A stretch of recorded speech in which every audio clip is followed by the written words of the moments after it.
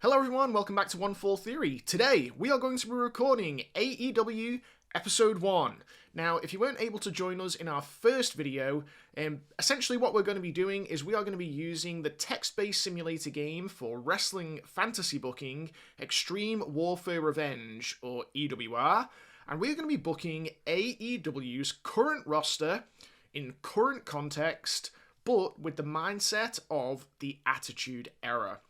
So we set it up in our last video, and if you haven't, I really do encourage you to find that on the channel and take a look, because it does establish a little bit of the booking structure, and we explain the roster divisions there as well.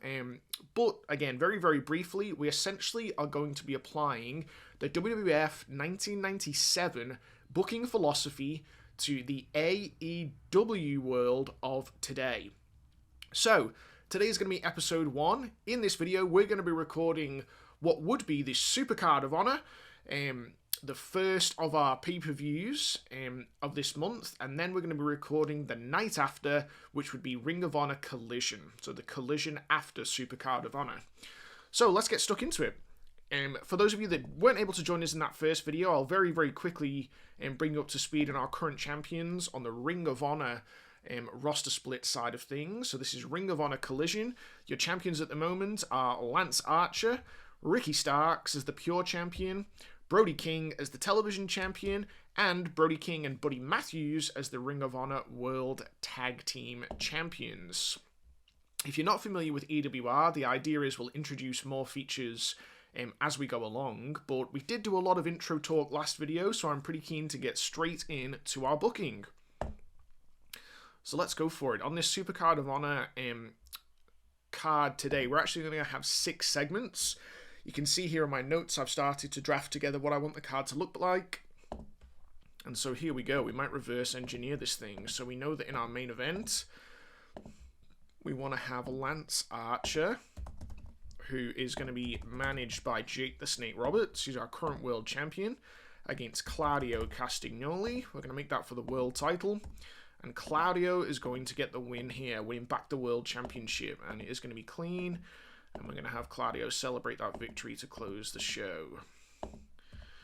Now, this really is going to establish Claudio as our mainstay guy. Again, he's going to be somewhat of our franchise player. We're building a lot of the next year around Claudio. In the hope that he doesn't have to do a whole lot of promo work, because we're going to be building him with major characters and also against some managers like Jake the Snake Roberts as we go along. So let's see how we go here. Next on our notepad. So next up we have got a heel Adam Cole, who is currently cornered by his real life wife Britt Baker, and he is going to be taking on babyface Juice Robinson, who is going to be cornered by his real life wife Toni Storm. And we're going to have Cole go over here because of Britt Baker's interference. And we're going to have Tony try and get some revenge, but be overpowered by Britt Baker. And we're going to want to build that up a little bit more as we go. So building on. Up next, we're going to have what really is going to be the feature match of the card. So even though it's not the main event, this is probably the one we're hoping that's going to get the highest rating. This is one of the big moments in the feud between Bryan Danielson and Jon Moxley.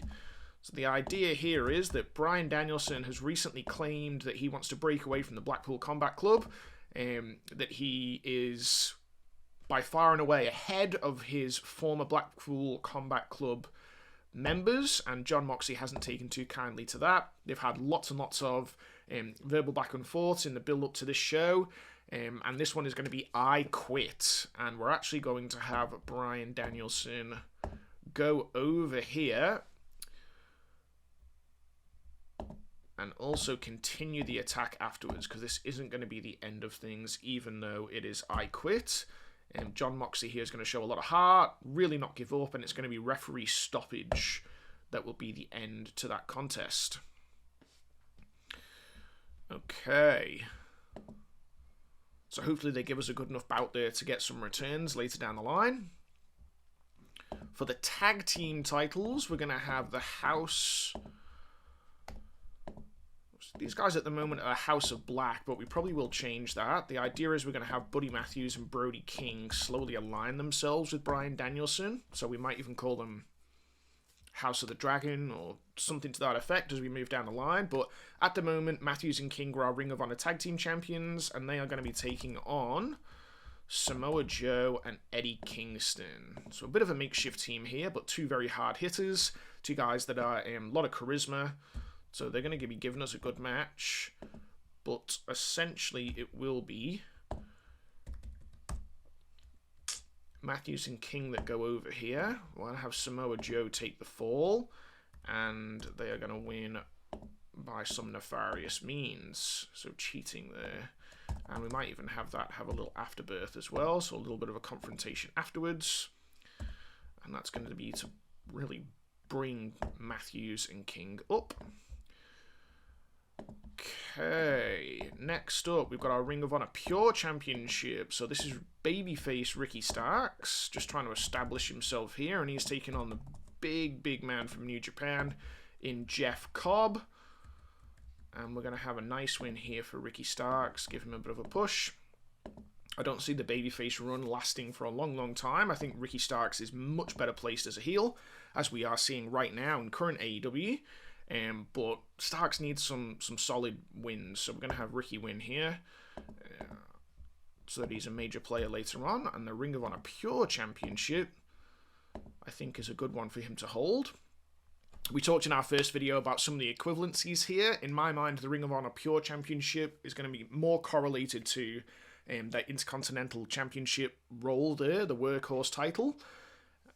So that brings us to our open. Now, we've had to tweak around the matches here, but we're going to open with that, hopefully a big pop, because we're going to have the Hardy Boys open the show, and they're going to face Luchasaurus and Powerhouse Hobbs. Jeff and Matt Hardy, Powerhouse Hobbs, and the Luchasaurus. And I think this one's going to be a little bit gimmicky. Yeah, we need something else here. So let's make this a street fight.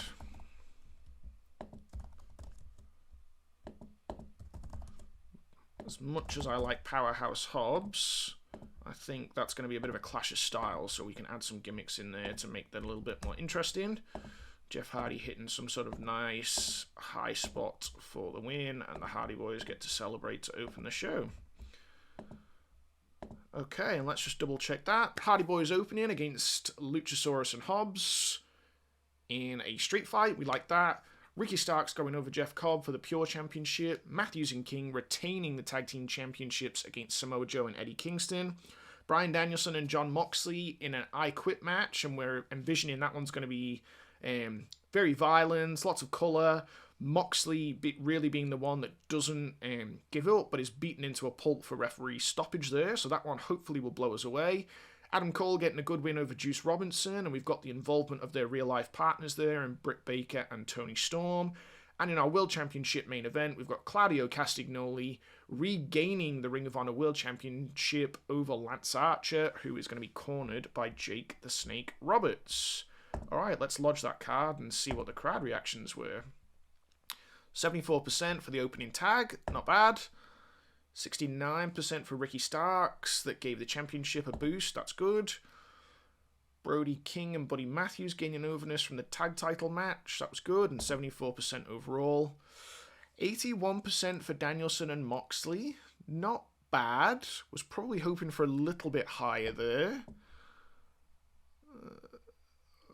Territory, but there was too much that dragged it down, so a little bit of a styles clash there.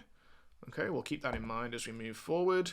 66% for Cole and Juice. That's because they were coming down off the I Quit match. Fair enough. Hopefully we're going to get more improvement there as we go on. And then our main event, 76%, Archer and Castagnoli, with the World Championship getting a boost there. Not bad at all. Okay, so 73% for Supercard of Honor. Certainly plenty of room to improve, but considering this is our first show, that's not bad. I'm pretty happy with that. And we're going to build from there. from the Ring of Honor side of things. Now, we do have time here. I'm actually going to book the next Collision, so the Collision after Supercard of Honor. And in our next video, we'll jump over and see the AEW Dynamite side of things. We'll see how many cards we get through per video, but I'm envisioning that we do one a week. And we will just see how we go. We'll play that one by ear. And you guys feel free to let me know in the comments if you felt like this dragged or was too short. Checking our email. So 4.6 was the rating. Over 2,000 people in attendance and just over 60,000 in ticket sales. So again, plenty to build on there. Punk wants to be on the show. MJF wants to work with Cash Wheeler. Sabre and Strong. Stu Grayson and Lethal. And we can see that Cole and Robinson had a pretty good match. And that team that we threw together of Luchasaurus and Powerhouse Hobbs actually worked as well, which is nice. Okay, so let's get straight into the night after. Ring of Honor Collision. You can see we got our notes here. Get rid of the pay-per-view. We're going to move on.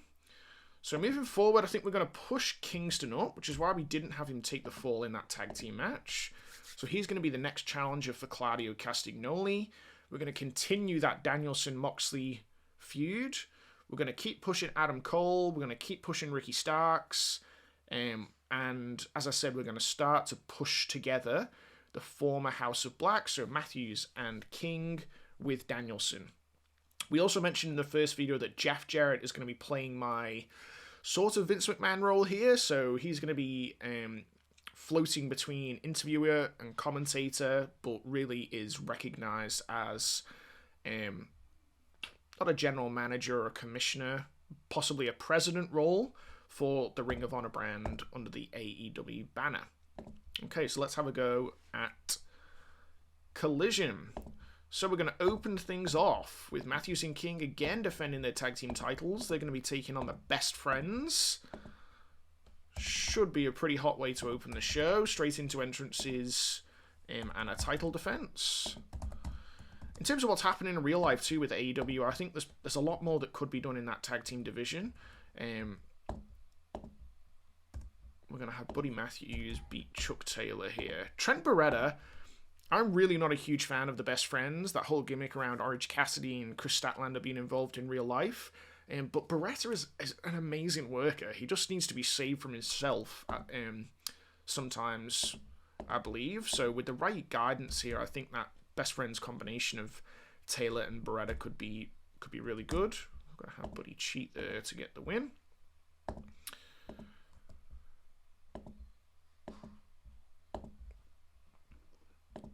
Okay, we're going to have Kingston and Roberts really form a stronger alliance here to set Kingston up as the #1 contender. Let's have him motivate the worker. So Jake Roberts trying to motivate Eddie Kingston, knowing that he's got a world title shot coming up. Adam Cole is going to get a nice TV win here over the veteran Dustin Rhodes. Just keep pushing Adam along as an established heel. And we don't need any aftermath there. I think we're established that Baker's getting involved as much as she can in those matches. Okay, we're going to hear from the Pure Champion, Ricky Starks. We want to boost that up a little bit, so I'm going to have Jeff Jarrett actually conduct that interview in ring. But no interference and no physicality here. Jeff Jarrett and Ricky Starks. We're going to Ricky talk about his victory from Supercard of Honor over Jeff Cobb. That's a good notch in the belt for him to talk about. We haven't seen a lot of Takeshita, so we're going to get a nice win here. Takeshita's going to go over a solid worker in Preston Vance. And Preston Vance, yep. Not too sure what to make of what we're going to do with Takeshita. He really is just that good in-ring hand. I think he plays that role well. I'm not sure how much more you could be doing with him, but we'll see. I think that's a good spot for him on the card there, just to give us some good in-ring action. Okay, at the 9 o'clock hour, we are going to have a big confrontation, so back and forth trade of some real deep cuts we're hoping for. between Bryan Danielson and MJF.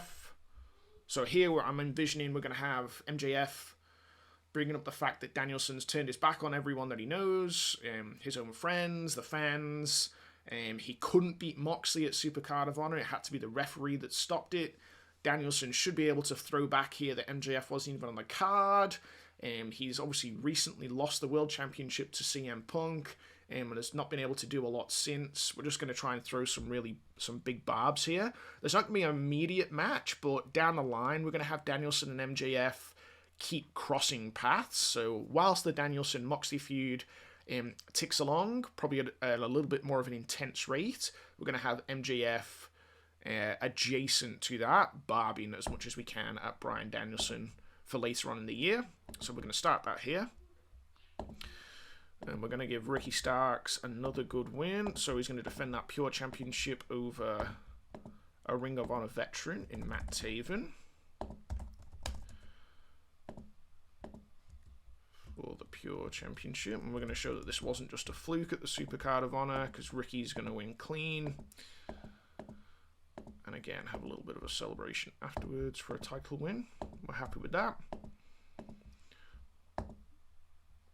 Okay, we want to hear from Danielson. So even though he's been barbed up by MJF, kind of want him to have his finger in all the pies. Like, he should be having an eye on the World Championship picture. He should be having an eye on Jon Moxley.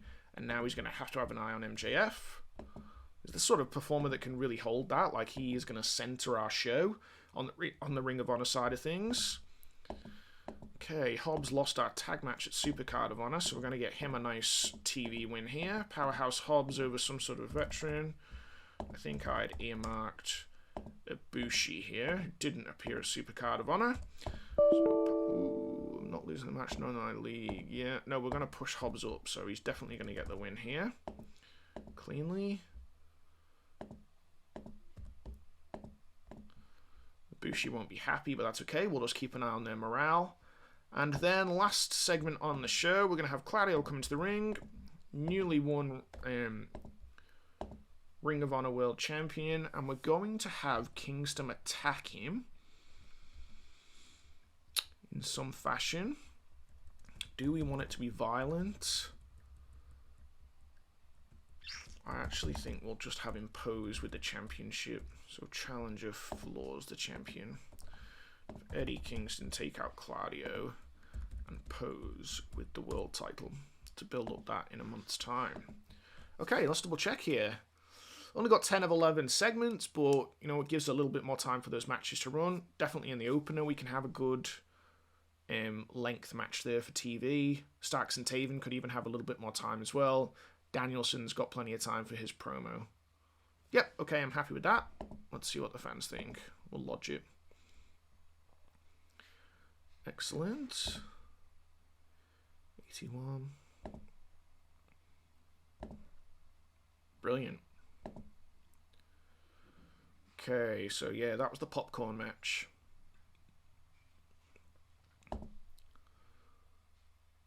%80 for that barb. That's good. That's okay. Great promo from Danielson. Hobbs gained overness. That's good. And our closing was 73. So that gives us a 74% overall. So not bad at all for the first collision following the Supercard of Honor.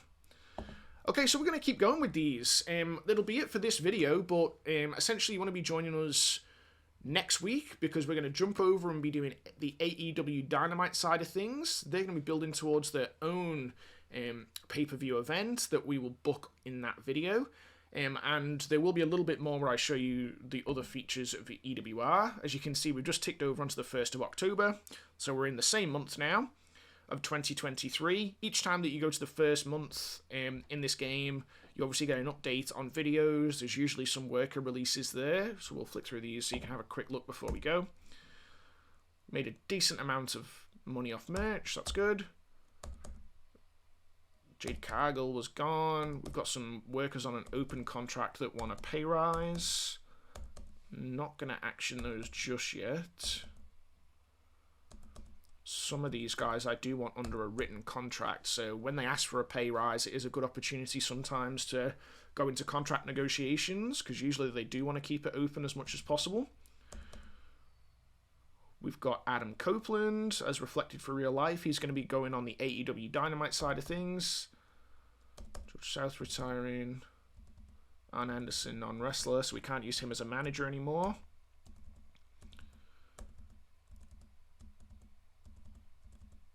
Panther Jado Lodi. Jim Cornette retires. Anna Jay's back from industry. There's a Japan tour roster. We're going to keep an eye on that for our open workers, because we don't want them stuck in Japan when we need to use them. And the Bucks wanted to do a little bit more. Okay, not bad at all. It's the first of the month, so it's a good time to check in with our staff meeting before we leave. CM Punk, we're going to need to enter into negotiations with him if we want to keep him around, unlike the real AEW. And we've got a few people that need adjustments there, so the Bucks could do with a character refresh. Our finances are okay, and and Matt Jackson's not super happy. Alright. So, that will be it. Look, I really hope you enjoyed it, guys. Like I said, this is something that I've been trying to do for a long time, and I just never found the perfect way to introduce it on the channel. I've just dove into it. So, I'm more than happy to take on suggestions. This is something that I love to do. I said in our first video, EWR, over the last 15, maybe even close to 20 years, I've killed so many hours playing this game. Fantasy booking, I think, as wrestling fans, is something we all love to do. The Attitude Era, for me personally, is one of the most fun times in wrestling, and I really, really love being able to try and apply that to modern day context. So let me know what you think about some of the storylines and matches we're putting together. Let me know what you think about some of the comparisons we have here for our workers, and what you would like to see in future cards going forward. I have a pretty specific structure that I follow, but I always love hearing people's suggestions and stories, so if you've got one that you'd like to throw at me, then just drop it into the comments below. And until next time, this has been One Full Theory, where we smarten up and smack down.